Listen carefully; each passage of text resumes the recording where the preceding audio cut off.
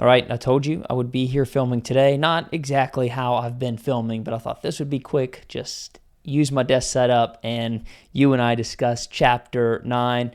It is much tougher after a day of filming, after looking at a camera since, 9 in the morning. It's now 3:35. So I've been looking at the camera for a long time, but this is our time. It's our time to discuss how successful people think. So I got to click my mind back in. I just drank a cup of coffee. Hopefully it'll click in soon.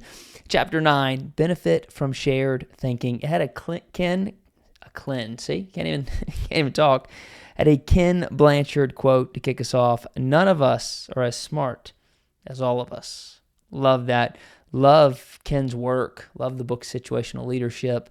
So much of the stuff I learned early on in my management career came from that book. But John Maxwell kicks us off with good thinkers, especially those who are also good leaders, understand the power of shared thinking.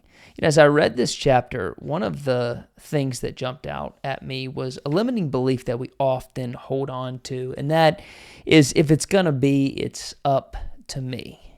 A lot of times as leaders, we think that if it's going to be, it's up to me. I got to pull up my bootstraps and do it myself. If you want something done right, do it yourself. All of these are the same take on me. But there is a value around other people. And page 98 says, do you place value on people?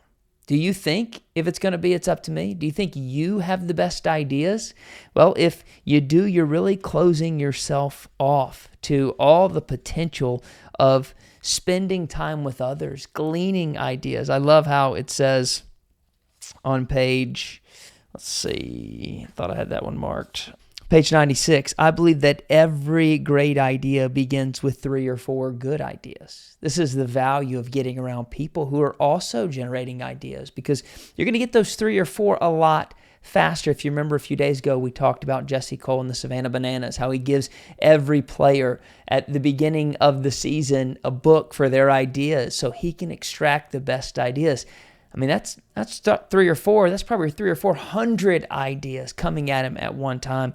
In that group of ideas, there's going to be some great ones. So there's really 2 questions I want you to think about right here. Do you have a place to collect the ideas? Do you have a place to collect the ideas? Early on in the book, we asked a very similar question, but here's a follow-up question. Do you have someone who you discuss them with regularly? Especially if you're a verbal processor.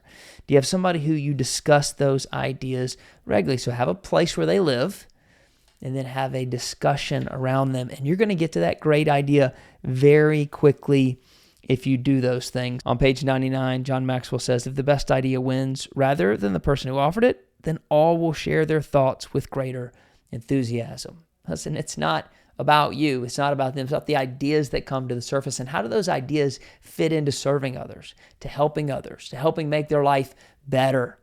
Because that's really when ideas go into action, when they make a difference in other people's lives. And so we just got to put them all out on the table. We got to think together. We got to cooperate, not compete.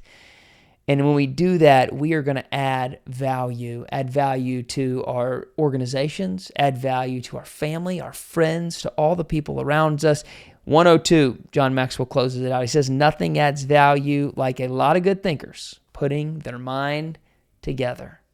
So who are you putting your mind together with? Who are you thinking with? Who are you processing with? Who are you making the world a better place with? A little shorter of a video today. I am done looking at the camera for today. I'll see you tomorrow.